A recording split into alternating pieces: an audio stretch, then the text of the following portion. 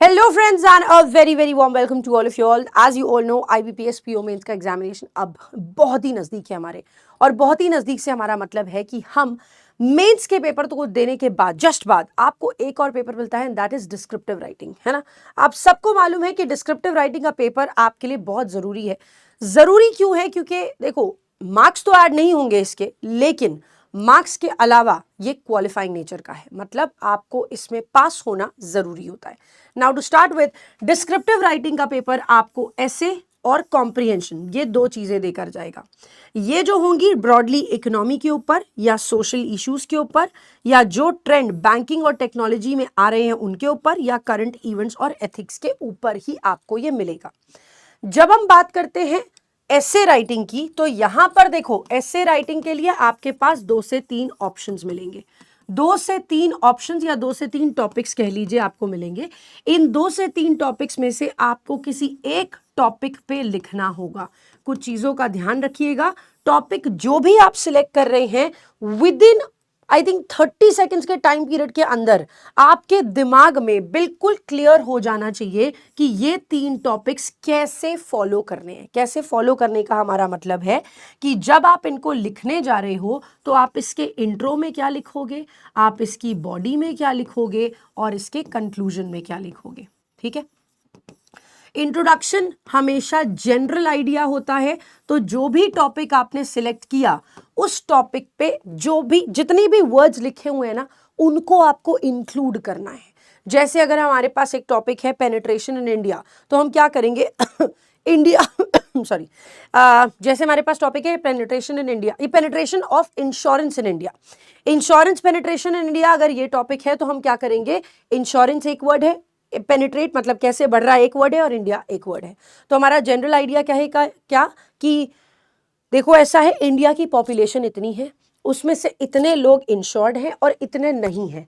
जो नहीं है उनका छोटा छोटा आइडिया दे दो, लैक ऑफ इंफॉर्मेशन है, लैक ऑफ फंड्स है, नॉलेज नहीं है ऐसी चीज़ों के बारे में, lack of proper trust issues हैं, कुछ ऐसा ऐसा करके आप दे सकते हो। ये जनरल आइडिया हो गया। तो पेनिट्रेशन भी आ गया इसमें, इंश्योरेंस भी आ गया इसमें, इंडिया भी आ गया, दैट इज जनरल आइडिया। फिर यहाँ पर बॉडी में आप किसी चीज़ के मेरिट्स के बारे में, डीमेरिट्स के बारे में ये सब लिख देते हो। ठीक है। बात ध्यान में रखने वाली अगेन कौन सी है कि जब कभी भी आप ये भी लिख रहे हो ना, तो ये ध्यान रखना कि आप कुछ भी ऐसा मत लिखना जो गवर्नमेंट के अगेंस्ट हो, दैट इज वेरी इंपॉर्टेंट। ठीक है। जब हम कंक्लूड करेंगे तो कंक्लूड करने के टाइम ऑफ कोर्स अपना ओपिनियन बताएंगे, लेकिन मेरे भक्तजनों चाहे कुछ भी हो जाए, हाँ एक चीज और, अगर आपको गवर्नमेंट की पॉलिसीज लिखनी है ना, कि अगर आपको गवर्नमेंट की पॉलिसीज कुछ याद है तो वो भी आपके किस में आएगा, बॉडी में आएगा। इंट्रोडक्शन का एक पार्ट हो गया, एक पैराग्राफ हो गया, कंक्लूजन का एक पैराग्राफ हो गया, बॉडी आपके 2 पैराग्राफ में, 3 पैराग्राफ में आराम से लिखी जा सकती है। ठीक है। तो आप ये याद रखेंगे कि एक पैरा हमारा इंट्रो का हो गया, एक पैरा हमारा कंक्लूजन का हो गया। कंक्लूजन खैर बहुत बड़ा नहीं होता है, तो एक पैरा इसका हो गया। अब बचा क्या, बॉडी, जिसमें आप 2 से 3 पैराग्राफ्स लिख सकते हो, लेकिन इसका ऑल टुगेदर जो नंबर ऑफ वर्ड्स होते हैं that is not very much, क्योंकि आपको 250 वर्ड्स में 250 टू 300 वर्ड्स में आपको उसको कंप्लीट करना होता है। ठीक है। तो अब यहां पर सोचना भी है, समझना भी है, सही सेंटेंस भी बनाना है, उसको टाइप भी करना है। ये मत सोचना कि वो लिखेंगे, पेन पेपर देंगे आपको, नहीं, it's type written, that means आपको टाइप करके अपना पूरा लिखना होगा पैसेज। दूसरी चीज, अब ये तो हमने बोल दिया, जैसे ही आपको टॉपिक मिले आपका विद इन 30-40 सेकेंड्स आपका ये डिवीजन हो जाना चाहिए दिमाग में कि मैं क्या क्या लिखूंगा। ठीक है। दूसरी बात, लिखते समय आपको ये ध्यान रखना है, बहुत ज्यादा हैवी वर्ड्स, बहुत ज्यादा fancy words, they are not looking for that. वो बस इतना समझ रहे हैं कि जो टॉपिक आपको दिया गया है उस टॉपिक के बारे में आपको आइडिया है कि नहीं है। आइडिया है, नॉलेज है, तो क्या आप उस नॉलेज को दूसरे आदमी तक कन्वे करा पा रहे हो या नहीं करा पा रहे हो, है ना। तो अवॉइड फैंसी वर्ड्स। क्यों? फैंसी वर्ड्स लिखने से क्या हो जाता है, हमारी उसमें एक तो स्पेलिंग में गड़बड़ होने की संभावना हो जाती है, उसका जो वर्ब के फॉर्म्स होते हैं उसमें लिखने में सब प्रॉब्लम हो जाती है। कभी कभी हम ऐसा कर देते हैं कि नाउन का ज़रूरत था, हमने एडजेक्टिव वाला फॉर्म लिख दिया, तो ये सब चीज़ें हम लोग नहीं करेंगे। ठीक है। ग्रामर की एरर्स आप लोग अवॉइड करोगे, अवॉइड ग्रामेटिकल एरर्स, जितना लिखो सही लिखो। ठीक है। ग्रामेटिकल एरर्स नहीं करेंगे, जो लिख रहे हैं वो सही लिखने पे फोकस करिए। डोंट फोकस ऑन कि यार मेरे से होगा नहीं होगा, आगे कितने नंबर आएंगे कितने नहीं आएंगे। बहुत ज़्यादा मार्क्स हमें चाहिए भी नहीं होते हैं, ठीक है। 10 नंबर क्वालिफाइंग है, 10 नंबर तो हम ला सकते हैं। ये तो बात हुई हमारे एसए की, है ना। अब आता है हमारा कॉम्प्रीहेंशन। कॉम्प्रीहेंशन ना क्यों दिया जाता है कि आपकी डिसीजन मेकिंग एबिलिटी को टेस्ट किया जा सके। कि आपको एक केस स्टडी दी गई है, उस केस स्टडी पे आपसे 2 से 3, 3 से 4 क्वेश्चंस पूछे गए हैं और इन क्वेश्चंस को 2 से 3 तो क्या 3 से 4 तो क्वेश्चंस आएंगे ही आपके पास, है ना। आपके पास 3 से 4 क्वेश्चंस आए हैं। अब इन 3 से 4 क्वेश्चंस का आंसर आपको देना है किसमें, 120 130 वर्ड्स के अंदर। 120 130 वर्ड्स का मतलब क्या हो गया, ये नहीं कि हर क्वेश्चन का 120 130 दे, तीनों चारों क्वेश्चन का मिलाकर इतने शब्द बनने चाहिए, ठीक है। तो आपका आंसर जो होगा based on information of RC ही होना चाहिए। जो कॉम्प्रीहेंशन में दिया गया है सिर्फ वही सत्य वचन है, आप अलग से कुछ इंक्लूड नहीं कर सकते। आपका दिमाग जो कहता है आप उसमें से कुछ बात नहीं करोगे, ठीक है। ये बात ध्यान रखना कि कुछ भी गवर्नमेंट के अगेंस्ट नहीं होना चाहिए। हाँ, कंक्लूजन में आप ओपिनियन के साथ इंप्रूवमेंट दे सकते हो, सजेशन दे सकते हो कि कैसे हम बेहतर कर सकते हैं, but never write against the government, never write against the government.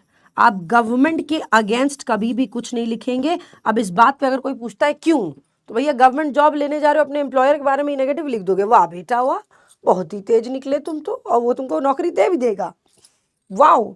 कभी ये सामने से भी करके आओ, फिर तुमको बताएंगे कैसा होता है, वाओ, है ना। तो यहां पर जो आरसी आया, आरसी की इंफॉर्मेशन अगेन कॉम्प्रीहेंशन में जो लिखा है सिर्फ वही होगी, आप अपनी तरफ से कुछ ऐड नहीं करोगे, गवर्नमेंट के अगेंस्ट कुछ नहीं लिखोगे। सेम चीज यहां पर है कि आप गवर्नमेंट के अगेंस्ट कुछ नहीं लिखेंगे जब स्पेसिफिकली आप ओपिनियन में लिख रहे होगे, तो इंप्रूवमेंट मेंशन कर सकते हो, सजेशन दे सकते हो, but never against the government, never write against the government. इसमें जो भी क्वेश्चन पूछा जाएगा उसका आंसर सीधे सीधे कॉम्प्रीहेंशन से होगा। वर्ड्स आप कॉम्प्रीहेंशन के यूज कर सकते हो, बट उनको अपने लैंग्वेज में, सेंटेंस को अपने लैंग्वेज में चेंज करना पड़ेगा। ऐसा मत करना कि जो वर्ड आपने सिलेक्ट किया, जो वर्ड आपने कॉम्प्रीहेंशन, जो लाइन कॉम्प्रीहेंशन में लिखी थी सीधे सीधे वही निकाल के आंसर में लिख दी, ऐसे नहीं। अपनी भाषा में थोड़ा सा चेंज कर लेना, ठीक है। सो बहुत ज्यादा डिफिकल्ट नहीं है भाई, है ना। 25 नंबर का पेपर होता है, हमको इसमें टारगेट करना है कि 10 से 15, 10 तो क्वालिफाइंग मार्क्स हो गई, 15 से 20 नंबर का हम किसी तरह से स्कोर कर लें, ठीक है। तो ये आपके लिए काफी ज्यादा इंपॉर्टेंट है। 30 मिनट्स का होगा, टाइप रिटन पेपर है। टाइप रिटन मतलब कि आपको व्हाइट नोट ओपन होकर आएगा जिसमें से आपको ऑप्शन को सिलेक्ट करके उसके बारे में लिखना शुरू कर देना होगा, ठीक है। सो भाई हम लास्ट में बस इतना कह सकते हैं क्या कि all the very best, paper अच्छे से करके आना। जो चीजें हैं जैसी हैं आपने सब प्रैक्टिस करी हुई है। अब लास्ट मिनट में कोई बहुत बड़ा चेंज लाने से क्या होगा, आपकी चीजें जो आती हुई हैं वो सब गड़बड़ हो जाएंगी। इसलिए कुछ बदलने की जरूरत नहीं है, जो आप कर रहे हो, जैसे आप कर रहे हो, वेल एंड गुड, बहुत बेहतरीन है, ठीक है।